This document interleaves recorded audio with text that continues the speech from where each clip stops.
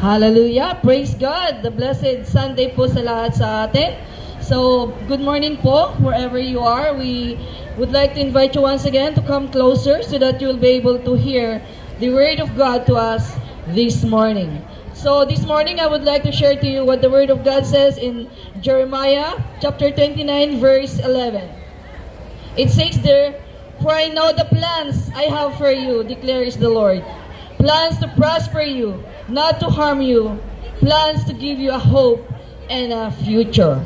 So, mga kapatid, may magandang plano po ang Panginoon sa buhay ng bawat isa sa atin. Sabi po niya dito, it is His plan to prosper us and not to harm us. That in Him, there is always a hope and a future. So, this verse alone encourages us that despite of what we're going through at this moment, I know that some of you maybe have difficulties, have problems, you are being tested and you are being tested. Sabi po ng Panginoon, may hope po sa Kanya. The only thing that we need to do is to call upon Him. Na manalig po tayo sa Kanya pa. Sa Kanya, mga kapatid. So this morning, I would like to share to you how to know or how to follow the plan of God in our lives or in your life. But before that, let us pray. Yes, most gracious and loving Father, we thank you for today. We thank you, God, for your goodness and your faithfulness in the life of each one of us. Lord, we come to you at this moment with a humble heart. We ask you, God, that allow your Holy Spirit to move in this place, to touch every heart, Father God, that your word of God will be inculcated in their hearts, that will cause them, Father, to receive you, Lord God, in their lives, Father God, and to seek you. We thank you, Lord. In Jesus' name I pray. Amen. Hallelujah. Okay, so this morning, let us know how to follow the plan of God in our lives. And number one is always be in prayer. You know, prayer is powerful. Prayer is so easy to do. Jesus wants us to pray. For it says here that when we pray, God give us wisdom. Wisdom to know His will in our lives. Ano bang panalangin? What is prayer? Prayer is talking with God. Prayer is communing with God, or prayer is communicating with God. You know, the more we pray to God, the more our relationship with Him becomes intimate. When we pray, it deepens our relationship to our living God. Sabi po ng Panginoon sa James 1:5, anyone who wants wisdom, mag-ask lang po tayo sa Kanya without doubt, and He's going to give. God is going to give whatever that we're going to ask from Him. But of course, we need faith. That's why it's very important po, mga kapatid, to hear God's Word. Because it is through listening God's Word that our faith grows. Manalangin po tayo. It is one way, this is very effective in such a way that we will know the plan of God in our lives. Prayer. Ano pa? When we pray, it is the will of God that will prevail in our lives. Hindi po yung kagustuhan natin, but then it's the will of God that prevails more in our life kung tayo po ay manalangin. Prayer is so powerful, mga kapatid. As long as we ask in the name of Jesus. In the name of His Son, Jesus Christ. Okay, so prayer. Nananalangin ba tayo, mga kapatid? Maybe most of us, I know that when we are in need, we call upon Him. Doon lang tayo, doon lang natin maisip ang Panginoon, tumawag sa Panginoon. But you know what? We must pray every day. Kaya nga mayroong mga awitin ng pambata na sabi na, pray every day. Read your Bible pray every day. So let's make it a lifestyle, make it a habit to pray every day. To thank God for the breath that He's giving us. To ask God for His guidance and His protection every day. Because we do not know, somewhere along the way we might met an accident. And one way that God will spare us is asking God every day for His guidance and His protection. Okay, that's the first one. So the second one, for us to know the plan of God in our lives, is reading His Word. When we say we read His Word, we have to read the Bible. Dapat isa sa atin, we have a Bible. The Bible contains the Word of God. And the Bible is the only book na doon natin mababasa kung ano ang plano ng Panginoon sa buhay natin. Ang mga kasagutan sa mga problema natin ay matatagpuan lang po sa Bible. If you have an expensive cellphone, desire to have a Bible. Importante po na magkaroon tayo ng Bible, mga kapatid. Kaya nga sabi ng salita ng Panginoon, man does not live by bread alone, but on every word of God that comes out from His mouth. Kaya desire, mga kapatid, to have your Bible. Hindi lang sa cellphone, but you must have your own book, the Bible. Iba po yung sa cellphone, mga kapatid.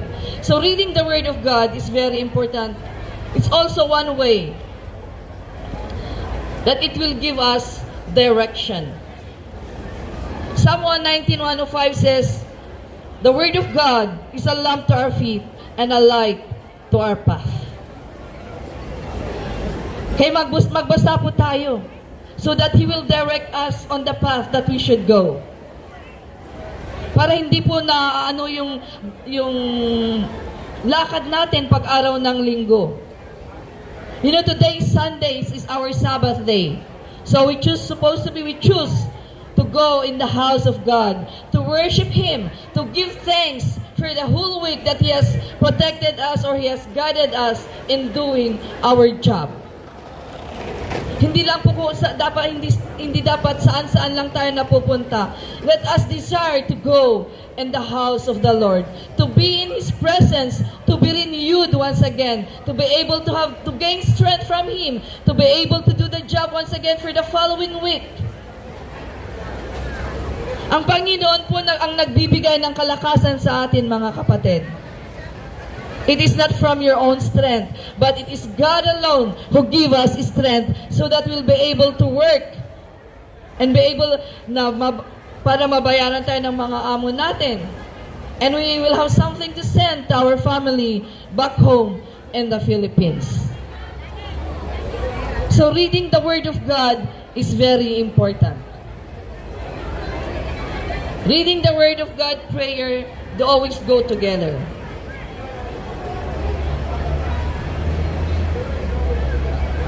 You know, one reason I should say that we must read the Word of God is it brings transformation. Nagbibigay po ng transformation sa bawat isa sa atin. It causes transformation to each and every one of us if we read the Word of God. Okay, for it says in Proverbs 3:5-6, trust in the Lord with all your heart, and lean not on your own understanding, and He will direct your path. So how can you know these words of God kung hindi kayo pupunta sa Kanyang bahay-sambahan na makinig ng Kanyang salita? Or wala kayong Bible na binabasa? Everything, it is written in the Bible. How are we going to live our lives? It is written in the Bible. Diba, when maybe some of us here, when we were kids, we were attending Sunday school. And we usually sing, read your Bible, pray every day. Amen? And when I was young, I don't understand that. It's only when I came to know the Lord Jesus Christ, that I learned the meaning of this, what I'm singing, when I was a kid. So magbasa po tayo ng Bible, mga kapatid. desire to have a Bible of your own. Amen? Ano pa? Gusto po ng Panginoon na we have to follow His commands. We have to obey His commands. We want to know the plan of God in our lives. Then we need to follow His commands. Obey. Why? When we obey, it brings favor in our lives. It brings blessing. Kung sa bahay po ng amo natin, di ba kung hindi tayo nag-o-obey, napapagalitan tayo. Or maybe some of us, one mistake, they're already terminated. But you know, God is a merciful God. God is a gracious God. Many times we don't obey Him. Many times we fail Him. But still, He's always giving us second chances. Many chances. Kaya dapat marunong po tayong mag-obey, mga kapatid. God has given us the 10 commandments. And we should obey them. Apart from that, marami po siyang mga tagubilin. Marami po siyang mga gustong sabihin sa atin na we need to follow. We need to obey in such a way that we will gain His favor. We will gain His blessings. Alam ko na lahat tayo gusto natin ang pabor ng Panginoon. Gusto natin ng blessings. But we don't obey Him. Especially today, many still of us want to go to His own way. Instead of going to church, andun kayo sa beach. You go for picnic. You go out with your friends somewhere else. Marami kayong ginagawa just to satisfy the lust of your flesh. You know, when we obey, natutuwa po ang Panginoon. Natutuwa po siya sa buhay mo, kapatid. Obedience is the key to blessings po, mga kapatid. You want to be blessed by God, we must learn to follow His commands. Sabi po ng salita ng Panginoon, na kung sino man yung sumusunod sa Kanya, sila lang yung nagmamahal sa Kanya. Kaya kung if you are not obeying the Lord, you don't love the Lord. Yan po ang isipin natin. Ilagay natin po yan sa puso at isip natin that when we don't obey God, it means we don't love Him. Sinabi po niya yan sa Kanyang salita. And then sabi po niya sa Psalm 119:32, in here, the psalmist wants us to imitate his attitude by following God's command eagerly. You know, the first time that I came to know the Lord, I have that eagerness to obey Him. Unlike when I was in the world, I don't have the eagerness. Wala po akong na mag-follow sa Kanya, mag-obey sa Kanya. I used to go to church, but then when I come out from the church, I do the same. I sin, I commit sin. Kaya mga kapatid, kung wala kayong pupuntahan ngayon, come with us. If you don't have church to go, come with us and let us go to the house of the Lord, and you will be able to hear His word. And malay mo, when you hear that word of God, it will cause you to obey Him or to follow Him. It will cause you to surrender your life to Him.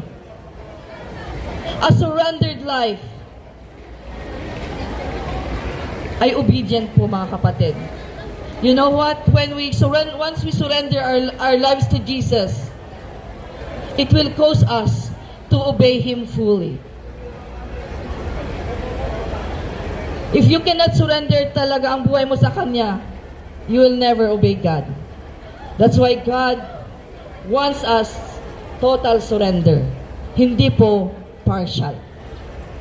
Amen? Hindi po partial. Ang gusto po ng Panginoon when we surrender our life to Him is absolute surrender or 100% na surrender. Ano pa? One way that we will be able to know the plan of God in our lives is to seek Him always. Seek Him. Sabi po ng kanyang salita sa Matthew 6:33. Seek first the kingdom of God, and all these things shall be added unto you. You always hear that from every preacher na tumatayo po dito. Seek first the kingdom of God, because it's also the key that you will receive blessings. Kung ano po yung desire natin sa Panginoon, ibibigay po niya, mga kapatid. Seeking God, just like today. Seek God. Ano po ang sabi niya? Ano po ang ibig sabihin nito? You know, seeking God means prioritizing Him first in our lives. Siya po ang focus natin.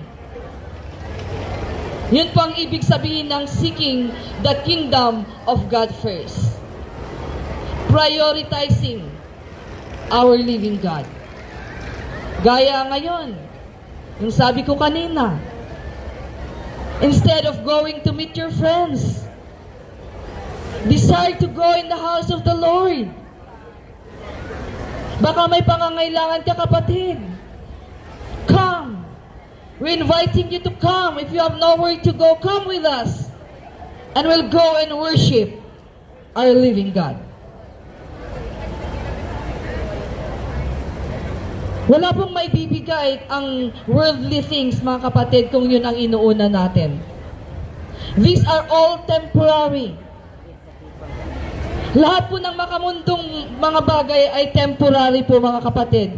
It won't last.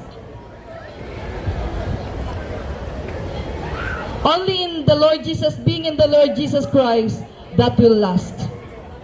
Ang buhay na walang hanggan lang po ang siyang maglalas, mga kapatid. And that is what God is offering to each and every one of us, of you who are in this place. Life, that life everlasting. So kung napakinggan niyo po ang sinabi ko, if you want to know the plan of God in your life, always be in prayer. Always read the Word of God, the Bible. Follow the commands of God. Obey Him. What else? Seek Him. Seek Him daily in your life. That is the way that we will gain or we will be able to know the plan of God in our lives. Maganda ang plano ng Panginoon sa buhay natin, mga kapatid. But we need to follow first yung ibinigay niyang proseso. We need to follow His commands. How He can give the life that He has promised to prosper us if we do not receive Him in our lives. We do not obey Him.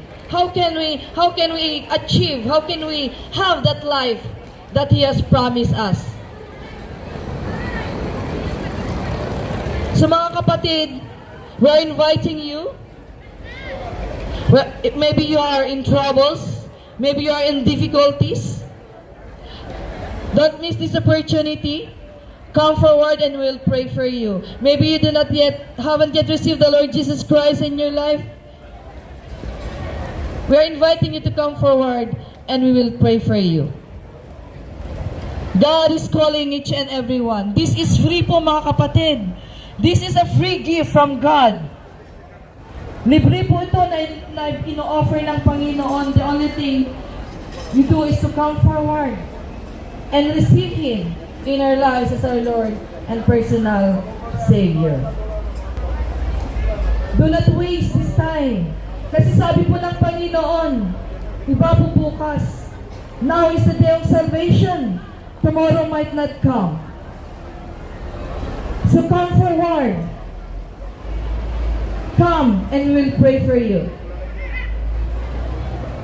Yung inawit nila kanina, God is good. Talaga ang po ng Panginoon. Talaga pong kaibuti ng Panginoon sa buhay natin.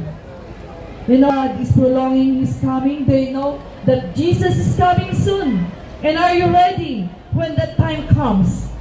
That's why we are here Sundays after Sundays. preaching the word of God, sharing the love of God. Because a time will come that Jesus will come and take those who only belongs to Him. Kaya kung hindi ka ready, mga kapatid, ay maiiwan ka. Kasi yun po ang sabi ng salita ng Panginoon. God is giving us so many chances. The Word of God says, ang haba na, ang hirap po maghintay ng oras, but you can notice these days po. If you notice ngayon, ang bilis po ng oras. Because the Word of God says, sa libro po ng Peter, 1,000 day is like 1,000 years before. Pero ngayon po, 1,000 years is just like one day. Kaya do not wonder why ang bilis ng panahon.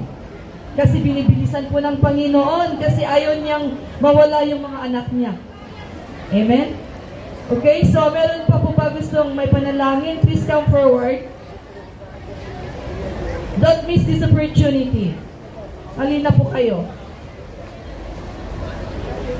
Okay, so praise God. Thank you for your lives. You come forward, itikid po sa pagsalita ng Panginoon. Okay, so before we'll pray for you, before po na panalangin kayo bawat isa ng mga kapatiran, gusto ko pong tanggapin po natin ang Panginoong Jesus sa buhay natin. So, as a sign of surrender, let us raise our hands to Jesus. As a sign of surrender po sa Panginoon. Okay, and follow me with this short prayer and akuin niyo pong panalangin niyo ito sa Panginoon. Okay? So, dear Jesus, thank you for your great love for me. Thank you for your word that I've heard. Thank you, Lord, for the sacrifice that you have done for me at the cross. I acknowledge you, God, that I have sinned against you. And Lord, thank you for your forgiveness. Thank you for loving me. Thank you, Jesus. Now, Lord, I ask the Holy Spirit to guide me in everything that I do, in all my ways. Thank you, Lord. In Jesus' name I pray. Amen.